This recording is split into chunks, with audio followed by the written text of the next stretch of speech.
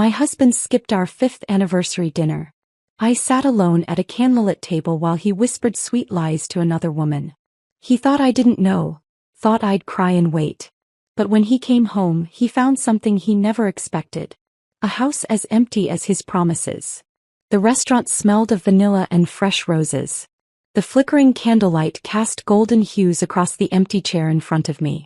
A bottle of expensive red wine sat between the untouched dinner plates, its deep crimson color matching the lipstick I had carefully applied an hour earlier. The table was set for two, but only one seat was occupied. Mine. The waiter approached cautiously, his eyes shifting to the vacant chair before settling on me. "Would you like me to keep the food warm a little longer, ma'am?" I gave him a polite smile, though my hands tightened around the silk napkin in my lap. "No," I said quietly. "He'll be here soon." I lied. Justin wasn't coming. I had known that before I even made the reservation. Yet I sat there staring at my reflection in the gleaming silverware, forcing myself to relive the memories of what our marriage used to be. 5 years ago, Justin and I had vowed to stand by each other through everything. I remembered the way he had looked at me on our wedding day, his hazel eyes filled with love, his fingers trembling as he slipped the ring onto my finger. He had whispered forever like it was a promise written in the stars. And for a long time I believed him. The first 4 years of our marriage were everything I had dreamed of. We weren't the couple that needed extravagant gestures or over-the-top declarations of love. No, our love was in the small things. The way he kissed my forehead before leaving for work, the way we danced in the kitchen on lazy Sunday mornings, the way he always reached for my hand in a crowded room. We had built a life together, a life that felt whole even without children. It was a decision we had made early on.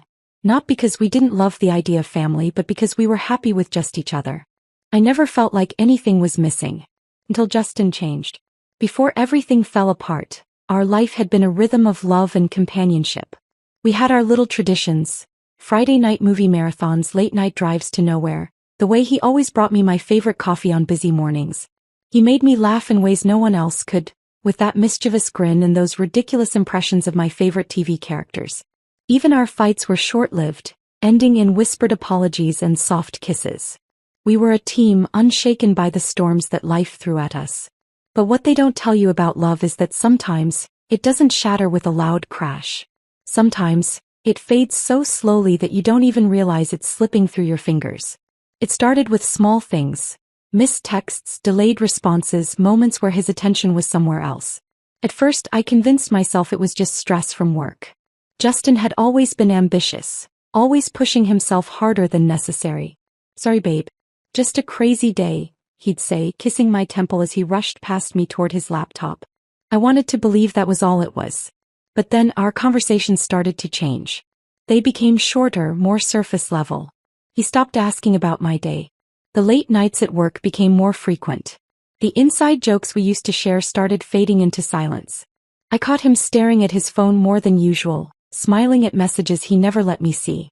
And when I reached for him in bed, his body felt colder, like he was already somewhere else. One evening as I was folding laundry, Justin walked into the room, still dressed in his office clothes. His tie was loosened, his sleeves rolled up, and he looked distracted.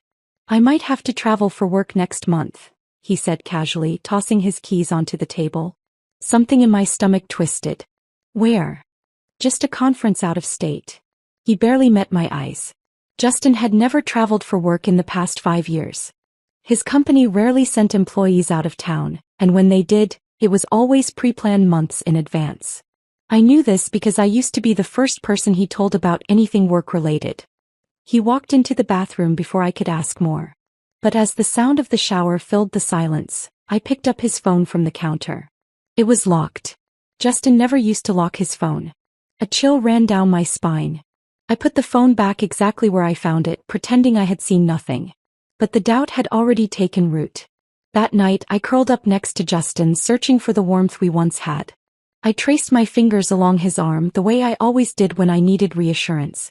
He didn't pull away, but he didn't pull me closer either. "Are you happy?" I asked softly. There was a long pause. "Of course I am," he finally said, pressing a brief kiss to my forehead. But his voice lacked the certainty it once held. And that was the moment I knew. I didn't have proof. Not yet. But I didn't need it. My marriage was slipping away, and for the first time, I wasn't sure if I could hold on. I lay in bed, staring at the ceiling, listening to the quiet hum of the house around me. The bedside clock glowed 12:17 a.m. Justin still wasn't home. I reached for my phone, hesitating before tapping the call button. The line rang once, twice, then went straight to voicemail. My chest tightened. I set the phone down on the nightstand and exhaled slowly, trying to ignore the weight pressing against my ribs. I told myself I wouldn't do this, wouldn't let my mind spiral every time he worked late. But this wasn't just late. This was different. Something had changed, and no matter how much I tried to deny it, I felt it deep in my bones. At first, I had convinced myself it was nothing. Work had been stressful for Justin. He had more responsibilities, more deadlines. He had always been ambitious, always pushed himself harder than necessary. But then the late nights became more frequent. The excuses more rehearsed. And the worst part? The way he spoke to me about it. Calm, collected, completely unbothered. "Babe, I told you we're on a huge project right now," he had said last week when I asked why he had been coming home past midnight. I had nodded, forcing a smile. "I just miss you, that's all." And I did. I missed him. I missed us. But he had only given me a distracted kiss on the forehead before grabbing his laptop and heading into the other room. It wasn't just the late nights. It was everything. Justin used to be warm, affectionate, present. Even on his busiest days, he always found little ways to remind me I was loved. A quick text during the day, a lingering touch as he passed by, an inside joke whispered into my ear in a crowded room. But now it was different. The kisses were still there, but they were automatic, barely more than habit. The words, "I love you," were spoken, but they felt empty, like he was reciting lines from a script. And worst of all, he had stopped seeing me. I tested it one evening. I stood in the kitchen while he sat on the couch, scrolling through his phone. I didn't say anything. I just stood there waiting for him to notice. Minutes passed. Nothing. When I finally spoke, he glanced up briefly before muttering a short response, his eyes never fully meeting mine. Something inside me cracked. The silence between us wasn't comfortable anymore. It was heavy. I tried bringing it up once. "Are we okay?" I asked softly one night as we lay in bed. Justin didn't answer immediately. He let out a long breath, rubbing his temples. "Rach, I'm just stressed, okay? Work is insane right now." I wanted to believe him. But the way he said it, the way he brushed me off so easily, made my stomach twist. Before he would have talked to me, he would have shared his stress, his frustrations, his plans for the future. Now he just existed beside me like I was another piece of furniture in the house. And that was when I knew. He wasn't just tired.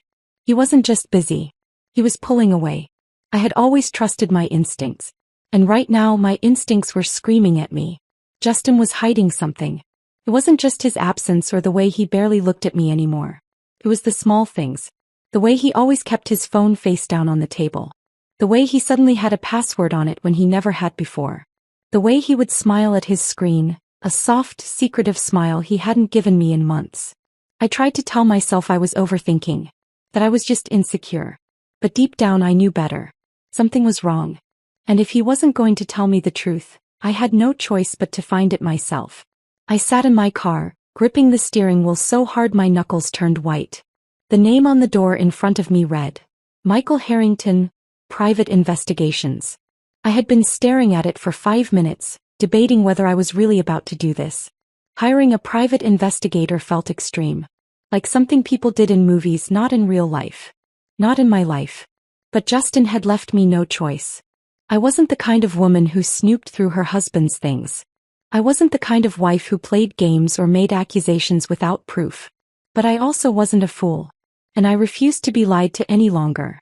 Taking a deep breath, I opened the car door and stepped out. This was it. The moment before everything changed. Because once I walked through that door, there would be no more pretending. No more excuses. No more lies. Only the truth. And I was finally ready to face it. The cold air hit my face as I stepped out of the investigator's office, my hands gripping the folder tighter than necessary. The weight of it pressed against my chest, heavier than it should have been. Inside were pictures, timestamps, and undeniable proof of what I had already known in my heart. Justin wasn't working late. He wasn't exhausted from meetings or drowning in deadlines. He was with her. A woman I had never met. A stranger who somehow knew my husband in ways I no longer did. The images weren't just proof of an affair. They were a funeral for the marriage I thought I had. But even as I sat in my car, staring at the stack of evidence in my lap, I found myself hesitating. A small, foolish part of me still clung to something fragile and aching inside. Hope. Maybe I was wrong. Maybe there was an explanation. Maybe. Oh. I closed my eyes, exhaling slowly. I needed to see it for myself. I didn't sleep that night. Instead, I spent hours planning something I wasn't even sure I could go through with. Our 5th anniversary was only days away. 5 years of marriage. 5 years of love, laughter, and shared dreams. And now 5 years ending in betrayal. But I wouldn't let it end on his terms. So I did something reckless. Something desperate. I planned a grand anniversary dinner. One last, elaborate attempt at salvaging the remains of what we once had. I made the reservations at one of the most luxurious hotels in the city, the kind of place Justin and I used to dream about when we were younger, when we didn't have the money but had each other. I called ahead, making sure every detail was perfect. The private dining room. The candlelit table for two. The expensive wine I knew he loved. I wanted to believe that if he showed up, maybe, just maybe, there was still something worth saving. But deep down I knew better. The afternoon of our anniversary, I stood in front of the mirror, adjusting the bracelet Justin had given me on our first anniversary. My reflection stared back at me, a woman who looked composed, but whose heart was breaking in slow, quiet cracks. I took a deep breath, picked up my phone and called him. The phone rang twice before he answered. "Hey babe," he said, his voice smooth, practiced. "What's up?" I gripped the edge of the dresser. "Happy anniversary." There was a pause. Just a second too long. "Ah yeah. Happy anniversary," he said quickly, like it had just slipped his mind. "Listen, I meant to tell you, work's a mess today. I've got this last-minute thing I can't get out of. Can we celebrate later this week?" His voice was effortless, as if he had rehearsed the lie 100 times before saying it out loud. I swallowed hard, keeping my voice steady. "You're at the office?" "Yeah." A sharp, bitter laugh bubbled up inside me, but I pushed it down. "Okay," I whispered. "I understand." As I did understand. I understood that he had made his choice. I just hadn't realized until that moment how easy it had been for him. I arrived at the hotel early, my fingers tracing the rim of the wine glass as I sat alone in the candlelit room. The waiter had already come by twice, asking if I wanted to order. I told him I was waiting for my husband.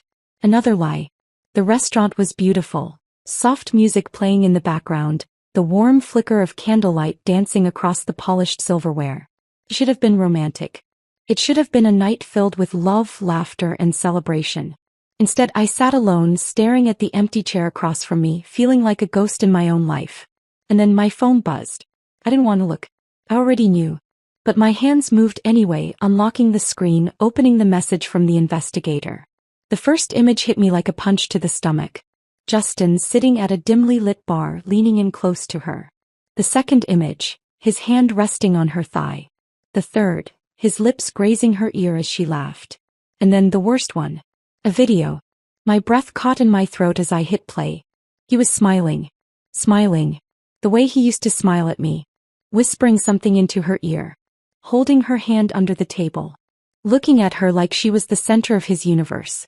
I set my phone down carefully, my hands numb. I had been right all along. And yet nothing could have prepared me for the finality of it. Justin wasn't mine anymore. Hadn't been for a long time. Strangely, I felt calm. There were no tears. No heartbreak. No gut-wrenching agony like I had expected. Just a cold, eerie stillness inside me. Because now I saw it clearly, Justin had already left me. He had just forgotten to tell me. The realization didn't hurt as much as I thought it would. It was freeing in a way. The uncertainty was gone. For the first time in months, I knew exactly what I had to do. I wasn't going to beg. I wasn't going to scream or demand answers he would never give me. I was going to leave. And this time he would be the one coming home to an empty house.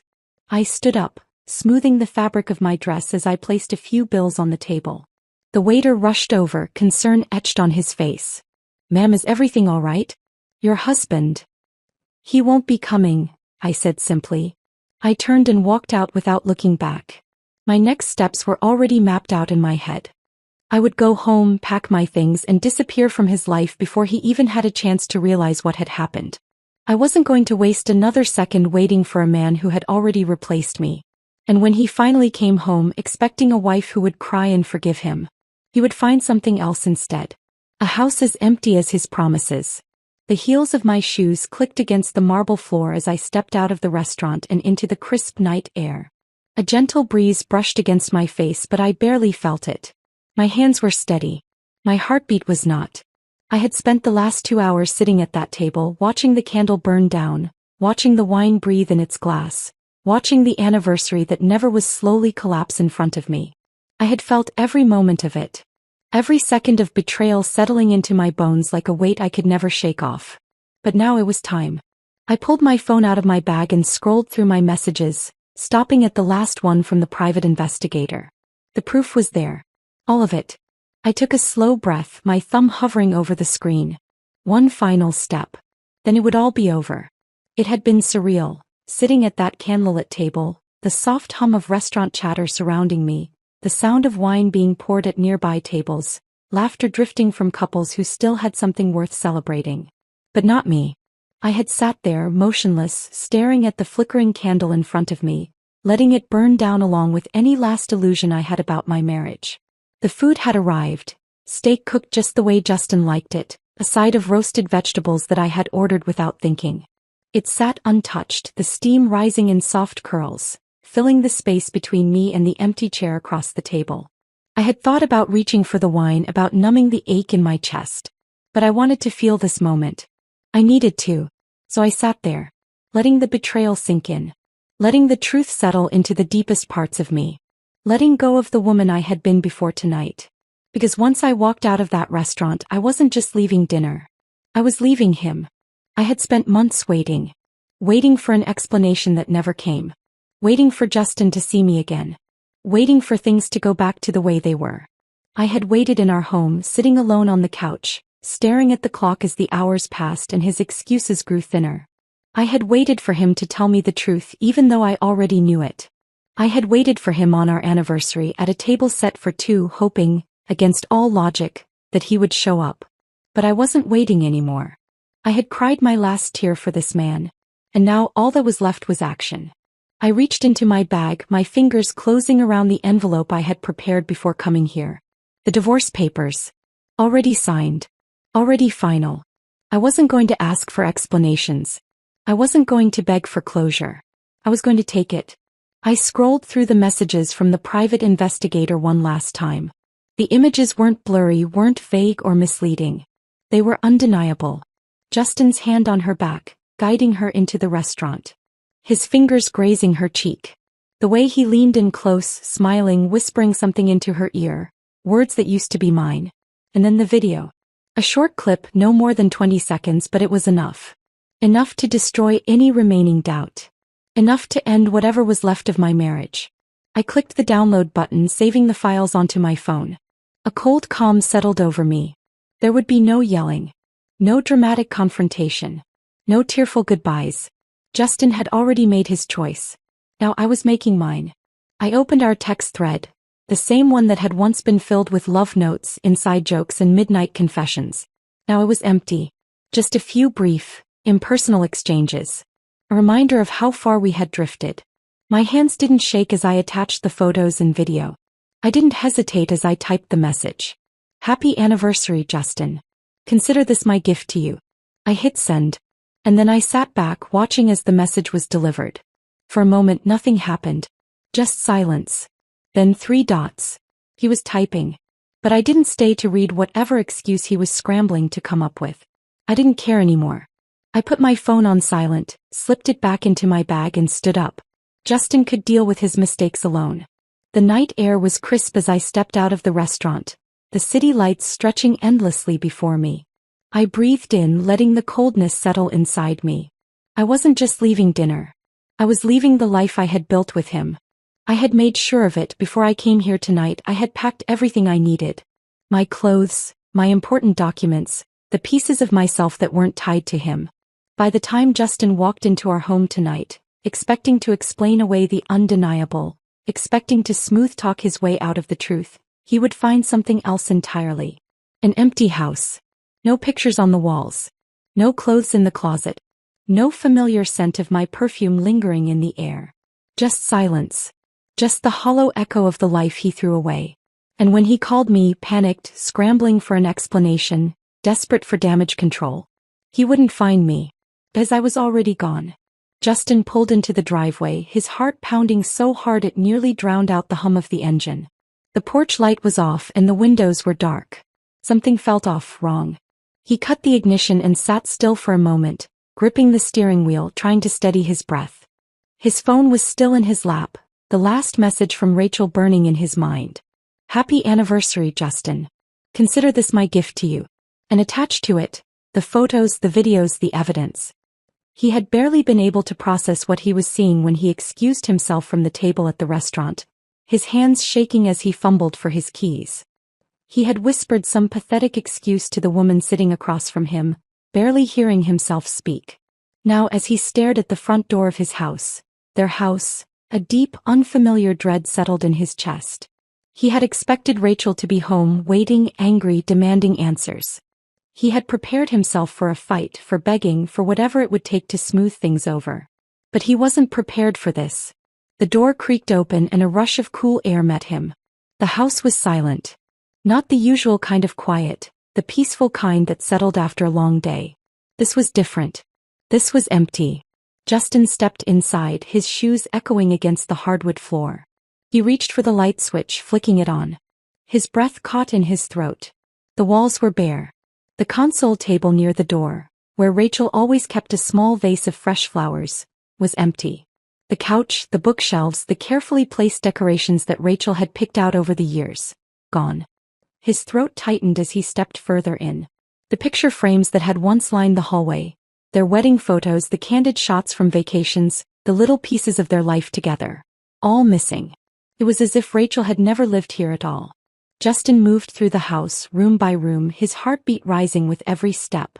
The bedroom door was open, the closet doors wide apart. Empty. Rachel's dresses, her shoes, the delicate jewelry box he had given her on their first anniversary, gone. The bathroom counter, once cluttered with her perfume bottles and makeup, was wiped clean. The faint scent of vanilla, the scent that had always reminded him of her, was missing. The kitchen too had been stripped. The magnets that once held grocery lists and silly notes on the fridge were no longer there. The coffee mugs she used every morning, vanished. Justin swallowed hard, stepping back, his hands gripping his phone. It wasn't just that Rachel had left. She had erased him. Erased them. Like they had never existed.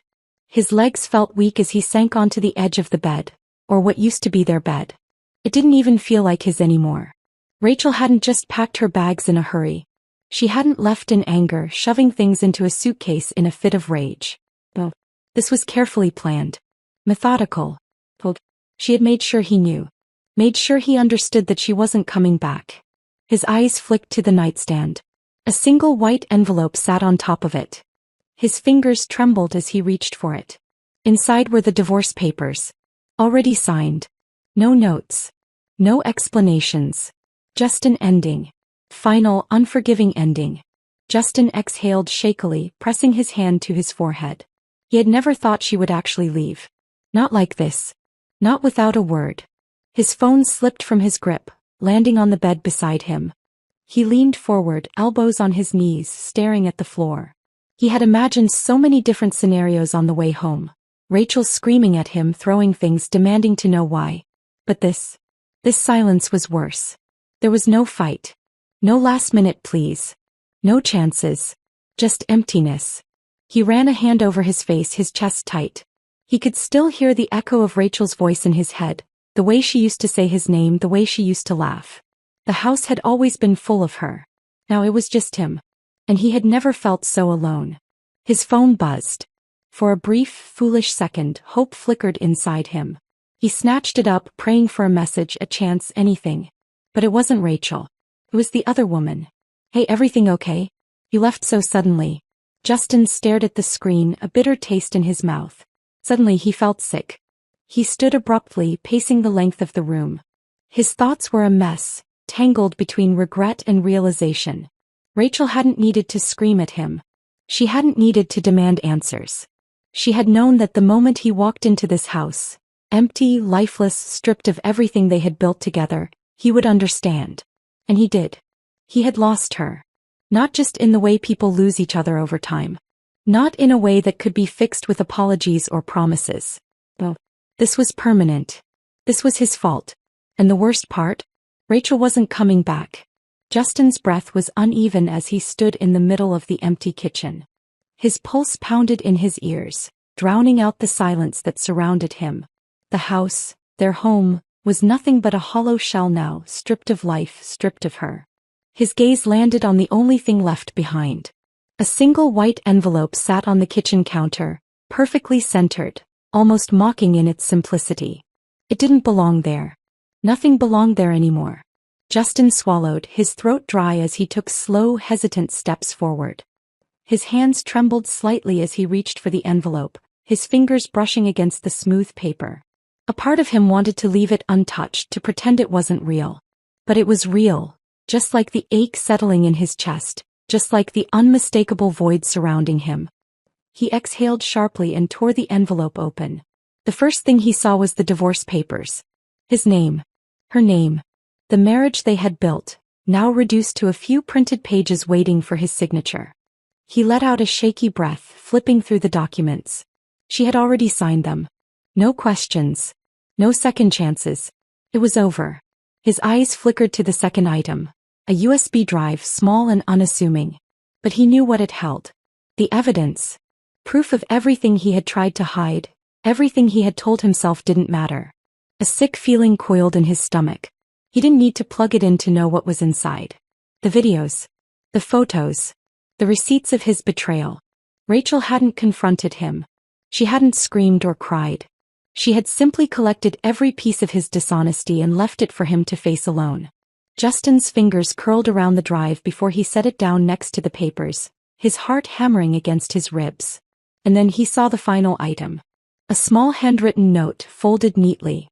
He unfolded it, his eyes scanning the familiar slant of her handwriting. Happy anniversary. Consider this your last surprise. The words stared back at him. No anger. No emotion. No plea for an explanation. Just finality. Justin read it once. Then again. His chest tightened. It wasn't the words themselves that shattered him, it was what they meant. Rachel was gone. Not just in the sense that she had packed her things and left. She had walked away from him completely. No fights. No begging. No desperate attempts to fix what was already broken. She had let go of him like he was nothing. Like their 5 years together had meant nothing. Justin's hands clenched the paper, but there was no satisfaction in crushing it. No undoing what had already been done. Because he had done this. He had made her feel replaceable. And now she had returned the favor. Justin staggered back, pressing a hand to his forehead. His mind was racing, a tangled mess of regret, disbelief, and something far more painful, realization. She had really left. And she wasn't coming back. The truth crashed over him in waves, each one heavier than the last. Rachel had been his constant, his safe place, his home. And he had treated her like an option. He had spent the night whispering empty promises to someone else, not realizing that his wife, the woman who had stood by him, loved him, fought for him, was already making sure she wouldn't be there when he got back. He had chosen wrong. And now he was left with nothing. Justin clenched his jaw, his body rigid with the weight of his choices. He should call her. He should do something. But as he stared down at the divorce papers, at her signature etched neatly at the bottom, he knew there was nothing left to say. The silence in the house was suffocating. It pressed against him, filling every corner, every inch of space where Rachel had once been. The house had always been theirs, filled with her laughter, her warmth, the soft hum of her presence. Now it was just walls and furniture. A place stripped of meaning. He moved to the living room, his eyes scanning the bare walls, the empty shelves. His fingers hovered over the spot where their wedding picture used to hang. She had taken everything. Everything except the weight of what he had done. Justin exhaled shakily, sinking onto the couch. It was too late. She had given him chances. Given him time. And he had wasted every second of it. For the first time in his life, Justin felt the true sting of consequences. Not the kind he could fix with an apology. Not the kind he could smooth over with excuses. This was permanent. Rachel had walked away from him the same way he had walked away from their marriage, without hesitation. And now he was left with the bitter truth. She had moved on. And he would have to live with the fact that she had been right too. Justin sat there for what felt like hours, staring at the papers in front of him. At the life he had taken for granted. At the love he had lost. His phone buzzed, snapping him out of the daze. He grabbed it, his heart racing. For a split second, hope surged through him. But it wasn't Rachel. It was the other woman. "Hey, everything okay? You left so suddenly." Justin's grip tightened around the phone, his stomach twisting. She didn't matter. He had never mattered. He had risked everything for something so meaningless. No. Now he had lost the one person who had truly loved him. His chest ached as he stared at the message. Rachel wasn't going to forgive him. Rachel wasn't going to come back. Rachel had already moved on. And for the first time, Justin truly understood. This wasn't just a breakup. This was his ending.